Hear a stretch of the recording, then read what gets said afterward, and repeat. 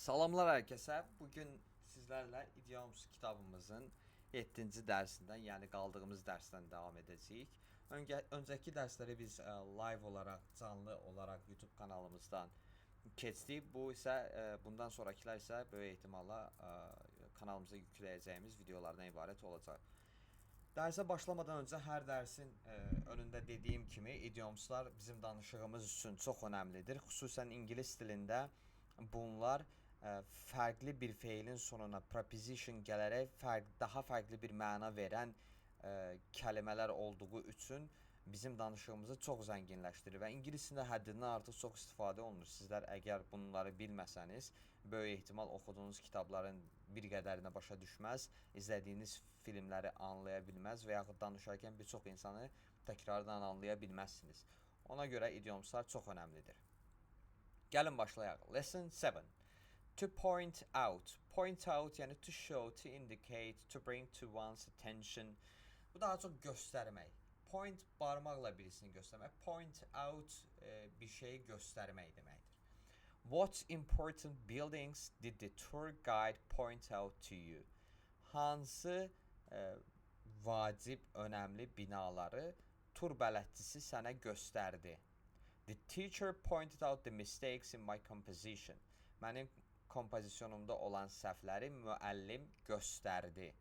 A friend pointed the famous actor out to me. Bir dost məşhur aktyoru mənə göstərdi. To be up, yəni to expire, to be finished.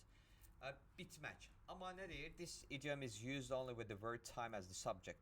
Yəni bu daha çox time'la, yəni zamanla işlənir. To be up bitmək, amma zamanın bitməyi deməkdir. The time is up. Vaxt bitdi. The teacher said at the end of the test period. Testin sonunda müəllim dedi. Nə dedi? The time is up. Vaxt bitdi.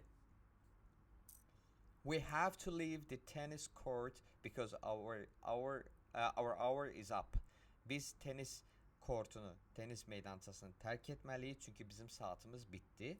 Some other people want to use it now. Bəzi başqa insanlar da onu istifadə etmək istəyir indi. To be over, bu da bitmək deməkdir və ya to be through, bitmək deməkdir. Amma burada zamanın deyil, digər şeylərin bitməsi, hansı bir hərəkətin bitməsi daha çox, aktivitənin bitməsi. After the dance was over, dans bitdikdən sonra, we all went to a restaurant. Bizim hər birimiz restorana getdik.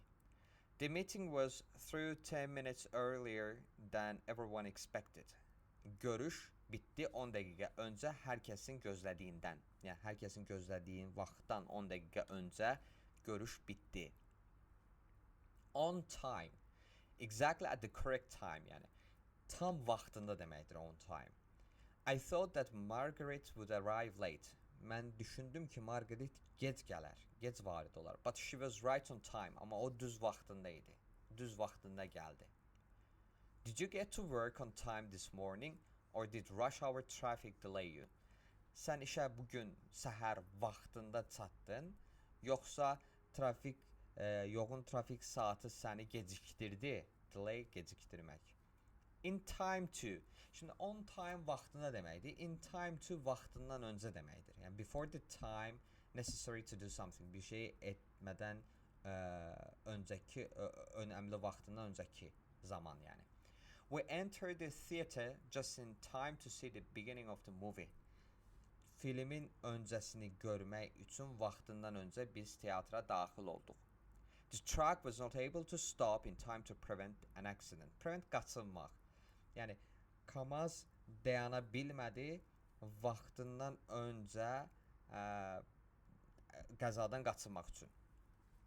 Burada was able to be able to'nun açıqlamasını siz kanalımızda olan dərsliyimizdən tapa bilərsiniz. Biz burada açıqlayırıq. Yəni to be able to bacarmaq bilməkdir. Can'lə eyni mənada işlənir. Ancaq unutmayın ki, can və ya could keçmişdə və yaxud indiki zamanda olur. Gələcəyini necə düzəldə bilər? Bu to be able to bunun düzəltmə yoludur. O dərsi də izləyərək tam anlaya bilərsiniz. To get better, to get worse, etc. Yəni to get better daha yaxşı olmaq, yaxşılaşmaq. To get worse pisləşmək. və yaxud başqa sifətləri də qoyaraq, müqayisə dərəcəsini qoyaraq o mənaya gətirə bilərsiniz. Heather has been sick for a month. Heather bir aydır xəstədir. But now she's getting better. Amma indi o yaxşılaşır. This medicine isn't helping me. Bu dərman mənə kömək etmir. Instead of getting better, yaxşılaşmaq yerinə I am getting worse. Mən daha da pisləşirəm. To get sick, to get well, tired, busy, wet, etc. Yəni bu olmaqdır. Sonrakı gələn sifətlərə sahib olmaq anlamında, mənasında işlənir. Yəni to get sick xəstə olmaq, to get well yaxşılaşmaq, to get tired yorğun olmaq, busy məşğul olmaq, wet islanmış olmaq. Misala baxaq. Gerald got sick last week. Gerald keçən həftə xəstələndi and has been in bed since that time. Və o vaxtdan bəri yataqdadır. Every afternoon I get very hungry, so I eat a snack. Hər öğlədən sonra, günortadan sonra mən acıram. I get very hungry. Mən çox acıram. So I eat a snack. Beləcə mən snack yeyirəm, yəni atışdırmalıq edirəm. Had better. Should, ought to, yəni malı-məli mənası deyə bilərik buna. Amma ought to, had better bu çox daha çox, yəni daha yaxşı olardı mənası verir və həddindən artıq çox istifadə olunur. Misala baxaq. I think you'd better speak to Mr. White right away about this matter. Mən düşünürəm ki, məncə sən daha yaxşı olar ki, Mr. White-la danışasan dərhal, right away, dərhal, about this matter, bu problemlə əlaqəli. The doctor told the patient that, həkim xəstəyə dedi ki, he'd better go home and rest. O yaxşı olardı ki, evə getsin və dincəlsin. Would rather. Would rather yəni prefer. Tərcih etmək, üstünlük vermək. Would you rather have the appointment this Friday or next Monday? Siz appointment yəni görüşünüzü, rezervasiyanızı bu cüməmi yoxsa gələcək birinci günmü istərdiniz? Tərcih edərdiniz və would just as soon da eyni mənaya gəlir, amma would rather həddindən artıq çox istifadə olunur. I would just as soon go for a walk as watch TV right now. Yəni hal-hazırda televizor izləməkdənsə yürüyüşə getməyi tərcih edərdim, seçərdim, üstün tutardım. To all burada səhv yazılıb, bu call'dır əslində. To call it a day və ya call it a night. Bugünlük bu qədər bəsdir olan ifadəni, yəni bugün işləməyə dayandırdıq və ya bu axşam işləməyə dayandırdıq. Bunun ingiliscəsində qarşılığı budur. Yəni Herb tried to repair his car engine all morning before he called it a day and went fishing. Herb bütün sabah maşınının motorunu təmir etməyə çalışdı. İşini, yəni before he called it a day, bugünü bu qədər deyib bitirmədən öncə və and went fishing və balıq tutmaya getmədən öncə bütün səhər maşınının motorunu düzəltməyə çalışdı. We have been working hard on this project all evening. Bütün axşam bu proyekt üzərində həddindən artıq çox çalışmaqdayıq. Let's call it a night. Gəlin, yəni bu gecəli bu qədər edək. Bəs eləsin. To figure out çox həddindən artıq çox eşidə biləcəyiniz, görə biləcəyiniz bir feildir. Bu, yəni bir şeyi tapmaq, bir şeyi anlamaq mənası verir. İki fərqli mənada ola bilər. How long did it take you to figure out the answer to the math problem?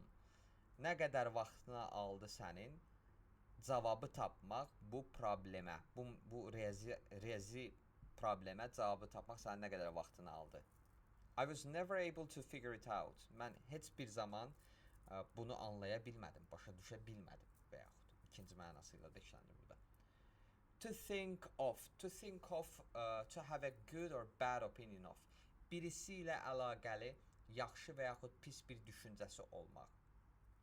Və bu much və ya highly ilə də işlənir daha çox. Think of, məsələn, barəsində düşünmək də deyə bilərik. Məsələn, birisinə sual verək. What are you thinking of? Və what are you thinking about? Nə haqda düşünürsən? I don't think much of him as a baseball player. Mən onu beyzbol oyunçusu kimi görmürəm, düşünmürəm yəni. He's a slow runner. O yavaş qaçıcıdır. And a poor hitter və zəif vurucudur. James thinks highly of his new boss, who is a kind and helpful person. James yeni müdürü ilə əlaqəli yaxşı düşünür, haqqında yaxşı düşünür. O müdür ki, kind, yəni yaxşı və kömək edən birisidir. Bugünkü dərsimiz bu qədər. Gələcək dərsimizdə də yeni idiomları görəcəyik və unutmayaq ki, idiomlar bizim danışığımız üçün ingilis dilində ən vacib olan sözlərdir və bunların öyrənmə metodu isə buradakı olan cümlələri dəfələrlə təkrar etmək, özünüz cümlə quraraq istifadə etmək və bacardığınız qədər günlük danışıqlarda bunlardan istifadə etməkdir. Özünüzdən müğayət olun, görüşənədək.